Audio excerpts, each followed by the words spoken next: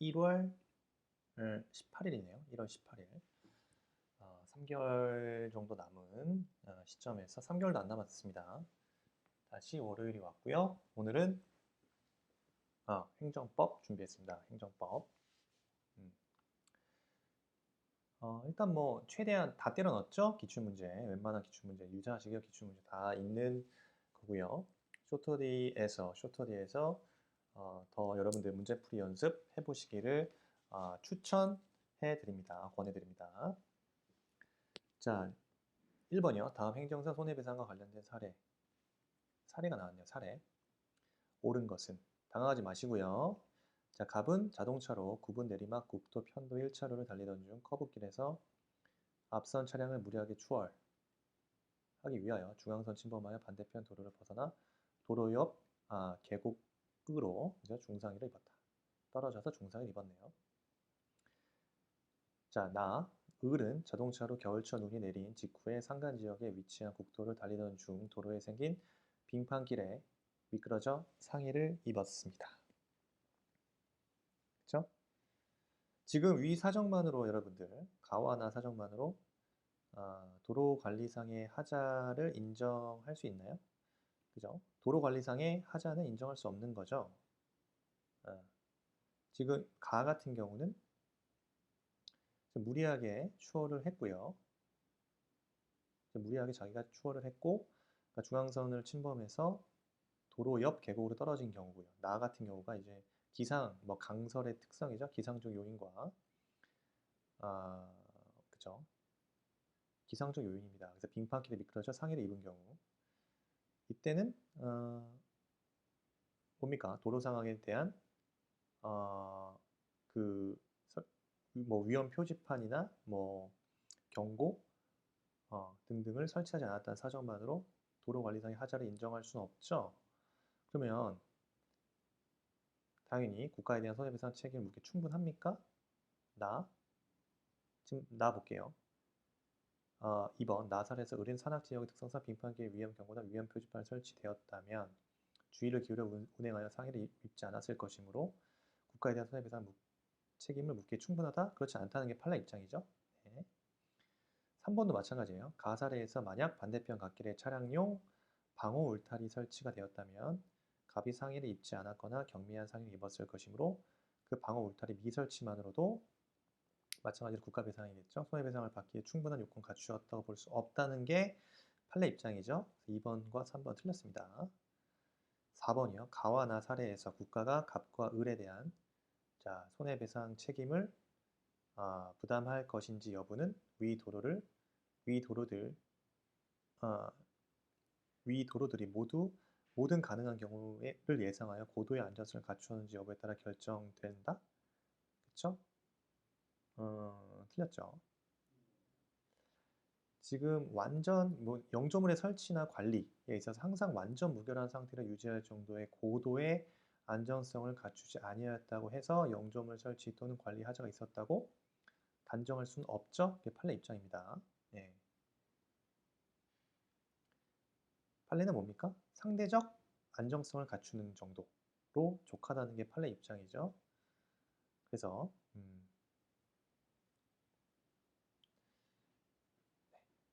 4번은 틀린 지문이고요. 1번 볼게요. 가와 나 사례에서 만약 도로의 관리상 하자가 있어 인정된다면 비록 그 사고의 원인에 제3자의 행위가 개입되었더라도 갑과 을은 국가에 대하여 손해배상 책임을 물을 수 있다. 1번이 정답이죠. 도로의 관리상 하자가 인정된다면 비록 그 사고의 원인에 제3자 행위가 개입되었더라도 물을 수 있는 거죠. 맞습니다.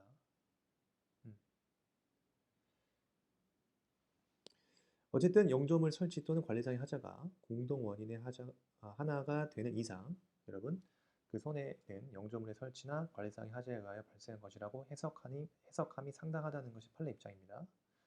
정답은 1번이에요. 사례 문제형으로 나왔다는 거 행정사 손해배상 중요한 문제였고요. 하천 점유 허가에 대해서 옳은 것은 보겠습니다. 하천 점유 허가는요 성질상 일반적 금지 해제에 불과해서 허가에 일정한 요건을 갖춘 경우 기속적 판단하여야 한다? 아니죠? 하천 조명 허가는요. 허가, 그죠? 상대적 금지행위 해제 처분이라고 보지 않고 볼 수 없고 강학상 특허에 해당하는 거죠. 강학상 특허. 강학상 특허란 뭐죠? 그 새로운 법률상의 권리나 능력, 자 법률 관계를 설정하는 형성적 행정 행위를 강학상 특허라고 하죠. 그래서 강학상 특허에 해당하고 이는 뭡니까? 재량 행위에 해당하기 때문에 자 기속적으로 판단한다 이 부분 틀린 거예요. 1번 틀렸고요. 2번 위법한 점유 허가를 다투지 않고 있다가 제소기간이 도과한 경우 자 처분청이라도 그 점유 허가를 취소할 수 없다. 2번 틀렸죠? 자 제소기간 경과해서 불가증력이 발생한 경우 처분 하자가 치유되는 것이라고 볼 수 없죠? 그렇습니다. 그래서 처분청은 이를 다시 취소할 수 있는 거예요. 2번 틀렸고요. 3번 하천 점유 허가의 조건인 부관이 부과된 경우 해당 부관에 대해서는 독립적인 소를 제기할 수 없다. 독립적인 소 제기할 수 없다. 맞죠? 부관 그 자체만을 독립된 쟁송의 대상을 할 수 없는 것이 원칙이지만 자, 행정행위 부관 중에서 이걸 기억해야 되는 거죠. 행정행위 부관 중에서도 부담의 경우 다른 부관과는 달리 부담 그 자체로서 행정쟁송 대상이 될 수 있다고 보죠. 판례는. 3번이 정답입니다.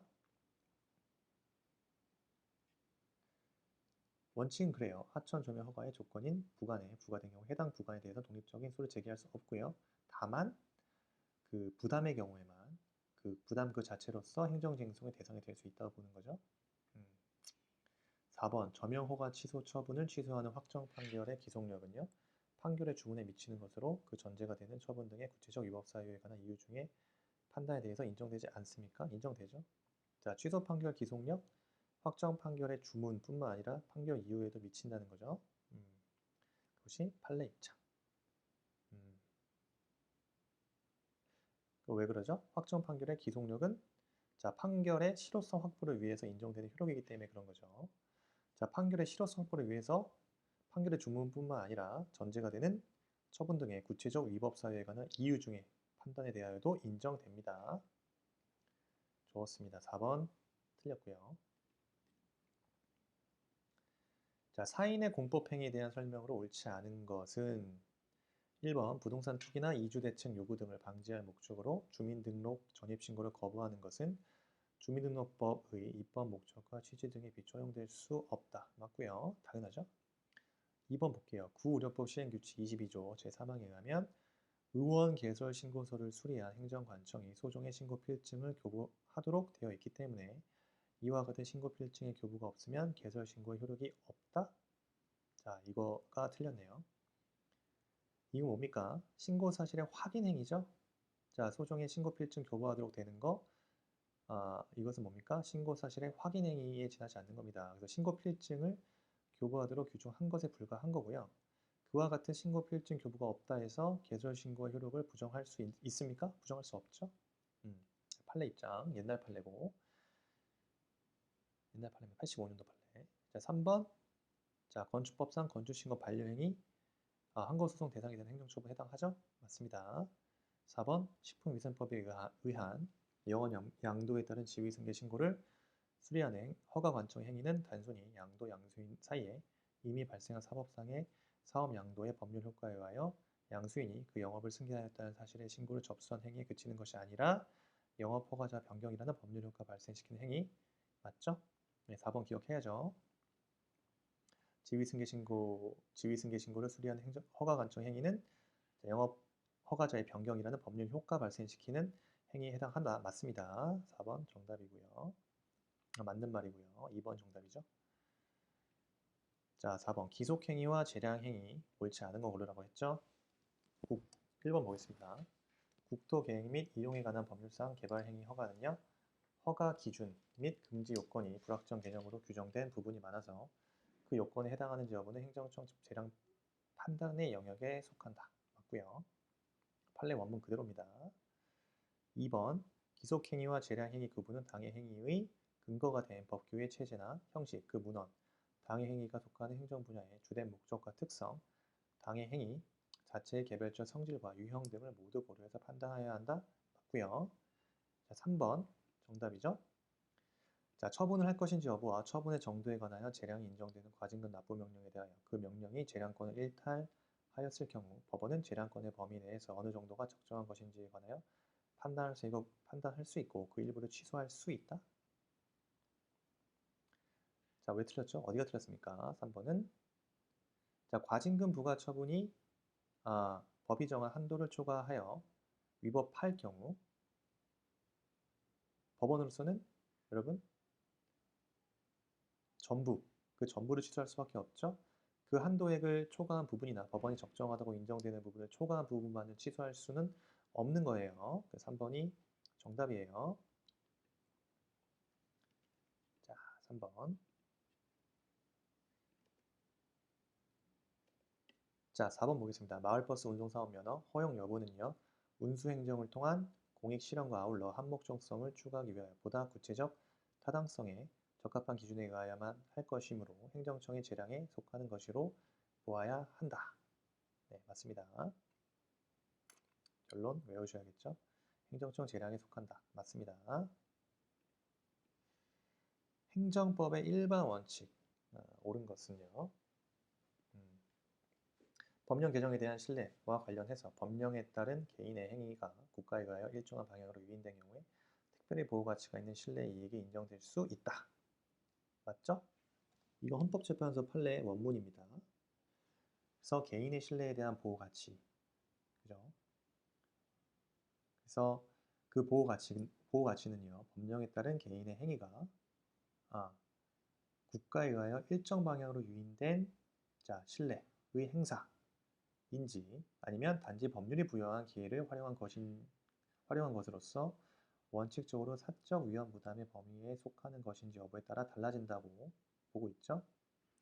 그래서 만약에 법령에 따른 개인의 행위가 단지 법령이 반사적으로 부여하는 기회의 활용을 넘어서 국가에 의해서 일정한 방향으로 유인된 것이라면 특별히 보호 가치가 있는 신뢰 이익으로 인정될 수 있다고 봅니다. 그래서 원칙적으로 개인의 신뢰 보호가 국가의 법령 개정 이익에 우선된다고 볼 여지가 있다는 거죠. 그래서 1번 정답입니다. 2번 행정청 내부의 사무처리 준칙에 해당하는 지표의 공표만으로도 신청인은 보호 가치 있는 신뢰를 갖게 됩니까? 그렇게 볼 수 없다는 게 판례 입장이죠. 그래서 이러한 그 사무처리 준칙이요. 이러한 지침에 명시된 요건을 충족할 경우 사업자로 선정되어 그죠? 신청인에게 보호가치 있는 신뢰를 인정할 수 없다고 보고 있습니다. 판례가. 3번 신뢰보호 원칙에 적용되기 위한 행정청의 공적 견해 표명이 있었는지 여부는 전적으로 이런 말 나오면 뭔가 의심을 해봐야 된다 이거죠. 행정조직상의 권한 분장에 의해 결정된다? 틀렸습니다. 조직상의 권한 분장에 의하지 않고요. 어떻게 하죠? 그 실질적인 지위와 임무, 구체적 경위에 따른다는 게 판례 입장이죠. 3번 틀렸습니다. 행정조직상의 권한 분장에 의해 결정되는 게 아니에요. 실질적인 지위, 임무, 그 다음에 구체적 경위에 따릅니다. 3번 틀렸고요. 4번 위법한 행정처분이더라도 수차례에 걸쳐 반복적으로 행해졌다면 그러한 처분 행정청에 대하여 자기 구속력을 갖게 된다. 틀렸죠. 자기 구속의 범위는 그죠? 적법한 경우에만 인정이 돼요. 적법한 경우에만. 단순히 수차례에 걸쳐 반복적으로 행해졌다. 자기 구속을 갖는 것이 아닙니다. 핵심 그거예요. 평등을 근거로, 그죠? 평등을 근거로 국가에게 불법을 청구할 수는 없는 거예요. 4번. 자, 6번 보겠습니다. 국가배상법 5조에 따른 내용이요. 영조물에 대한 개념이죠. 옳지 않은 거, 공공의 영조물이란 국가 또는 지방자치단체가 소유권, 임차권, 그 밖의 권한에 기하여 관리하고 있는 경우를 의미하고 그러한 권한 없이 사실상 관리를 하고 있는 경우를 제외합니까? 틀렸죠? 정당한 권한 없이 국가가 혹은 지방자치단체가 정당한 권한 없이 사실상의 관리를 하고 있는 물건, 시설 등도 영조물에 해당한다고 봅니다. 판례는. 자, 그래서 1번 틀렸네요.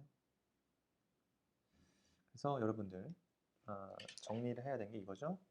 국가배산법상의 영조물에 대한 개념, 국가배산법상의 영조물이요.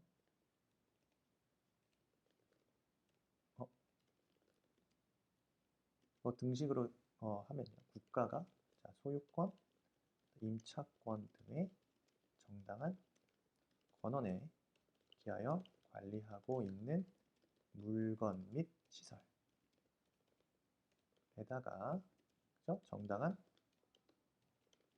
권한 없이 어떻게 사실상 관리하고 있는 물건 및 시설을 포함하죠? 자, 이 부분 기억하셔야 돼요. 좋습니다. 그 다음 2번 더 옳은 말입니다. 이제 자, 영조물 설치 또는 관리하자란 공공의 목적에 제공된 영조물이 용도에 따라서 통상 갖추어야 할 안전성을 갖추지 못한 상태에 있음을 말한다. 맞고요. 4번 볼까요? 소음 등을 포함한 공해 등의 위험 지역에서 이주하여 거주하는 것이 피해자가 위험의 존재를 인식하고 그로 인한 피해를 용인하면서 접근한 것이라고 볼 수 있는 경우 가해자 면책이 인정될 수 있다. 예, 옳은 지문입니다. 부관 볼까요? 부관. 옳은 거 고르라고 했죠? 옳은 거. 부관 중에서 부담은요. 주된 행정행위로부터 분리될 수 있다. 분리될 수 있다 할지라도 부담 그 자체는 독립된 행정행위가 아니므로 주된 행정행위로부터 분리하여 쟁송 대상이 될 수 없다. 방금 봤던 문제죠. 부관 중에서 부담만 독립쟁송 가능성이 인정된다고 말씀드렸습니다. 부관 원칙적으로 안 되지만 그 부관 중에서 부담에만 독립쟁송 가능성이 인정됩니다. 왜 그러죠? 부담의 경우에는요. 다른 행정행위의 그 불가분적인 요소가 아니고 그 존속이 본체인 행정행위 존재를 전제로 하는 것일 뿐이기 때문에 그렇죠. 부담 그 자체로서 행정쟁송의 대상이 될 수 있다고 하는 것이 판례 입장이에요. 1번 틀렸어요. 맨날 나오는 지문이니까 기억해야죠. 2번 기부 체납받은 행정재산에 대한 사용수익 허가에서 공유재산의 관리청이 정한 사용수익 허가의 기간은요. 그 허가의 효력을 제한하기 위한 행정행위의 부관으로서 이러한 사용수익 허가의 기간에 대하여는 독립하여 행정소송을 제기할 수 있다? 틀렸습니다. 기한이요. 기한은 독립하여 행정소송을 제기할 수 없습니다. 자, 기한의 경우 독립하여 행정쟁송을 제기할 수 없어요. 부담만 된다 이겁니다. 자, 3번이요. 지방국토관리청장이 일부 공유수면 매립지를 국가 또는 지방자치단체에 귀속하는 것은 법률 효과의 일부를 배제하는 부관을 붙인 것이므로 이러한 행정행위 부관은 독립하여 행정쟁송 대상이 될 수 없다. 맞죠?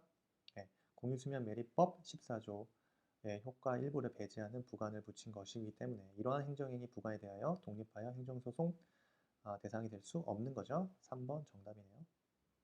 자, 행정청이 부담을 부과하기 이전에 상대방과 협의하여 부담의 내용을 협약의 형식으로 미리 정한 경우 자, 행정처분을 하면서 이를 부담으로 부과할 수 없어요? 할 수 있죠? 자, 행정청이 수익적 그 행정처분을 하면서 부담을 일방적으로 부과할 수도 있지만 상대방과 협의하여 자, 협약의 형식으로도 할 수 있다고 봅니다. 판례 입장이고요. 정답 3번이고요. 자, 행정소송상 가구제 제도에 대한 설명으로 옳지 않은 거 고르라고 했습니다. 옳지 않은 거. 자, 무효등 확인 소송의 제기는 처분의 효력이나 그 집행 또는 절차 속행에 영향을 주지 아니하고요. 네, 맞죠? 자, 무효등 확인 소송이나 취소 소송이나 무효등 확인 소송, 취소 소송이나 집행부 정지가 원칙이죠. 그래서 1번 맞는 지문이죠. 무효등 확인 소송이나 자, 취소 소송이나 집행부 정지가 원칙입니다. 영향을 주지 않는다. 맞는 말이에요. 무효등 확인 소송 제기는 그 처분의 효력이나 집행 또는 절차의 속행에 영향을 주지 않고요. 2번 취소 소송을 제기한 경우 법원은 당사자 신청이나 직권으로 가처분을 내릴 수 있다? 틀렸죠. 자, 대법원에 의하면요. 자, 당사자 소송에서는 민사집행법상 가처분이 가능하지만 자, 항고소송에서는 집행 정지만 가능하다고 보고 있죠. 상고소송에서는 집행 정지만 가능합니다. 2번 틀렸어요. 3번 신청에 대한 거부 처분의 효력을 정지하더라도 거부 처분이 있기 전의 신청 시 상태로 되돌아가는데 불가하므로 신청인에게는 거부 처분에 대한 효력 정지를 구할 이익이 없다. 맞죠? 거부 처분이 있기 전에 신청 시 상태 되돌아가는데 불가하다. 신청에 대한 거부 처분의 효력을 정지하더라도 거부 처분이 있기 전에 신청 시의 상태로 돌아가는데 불가하기 때문에 신청인에게는 거부 처분에 대한 효력 정지를 구할 이익은 없죠. 그래서 여러분 거부 처분과 부작위는요 집행 정지의 대상이 아닙니다. 자, 3번도 옳은 질문이고요. 처분의 효력 정지는요 처분 등의 집행 또는 절차의 속행을 정지함으로써 목적을 달성할 수 있는 경우 허용되지 아니한다. 이거 행정소송법상 규정이죠. 4번 옳은 질문입니다. 9번 보겠습니다. 9번 옳은 거. 자, 1번 지방자치단체의 조례사항 의무를 위반하여 과태료를 부과하는 행위는 질서 위반 행위에 해당되지 않는다. 옳은 거죠? 1번 다시 볼게요. 지방자치단체의 조례사항 의무를 위반하여 과태료를 부과하는 행위는 질서 위반 행위에 해당되지 않는다. 틀린 지문이죠?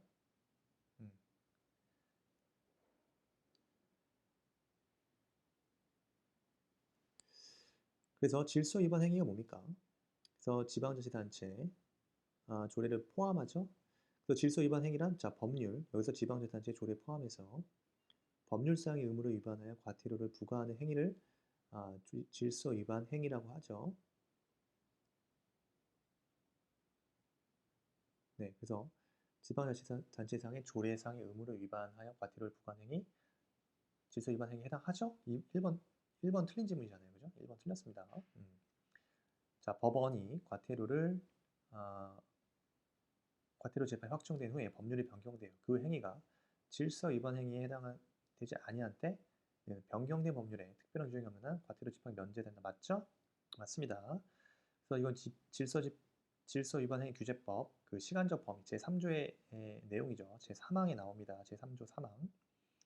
즉 행정청의 과태료 처분이나 그 법원의 과태료 재판이 확정된 후에 법률이 변경되어서 그 행위가 질서 위반 행위에 해당되지 아니하게 된 때 변경된 법률에 특별한 규정이 없는 한 과태료 징수 또는 집행을 어떻게 한다? 면제합니다.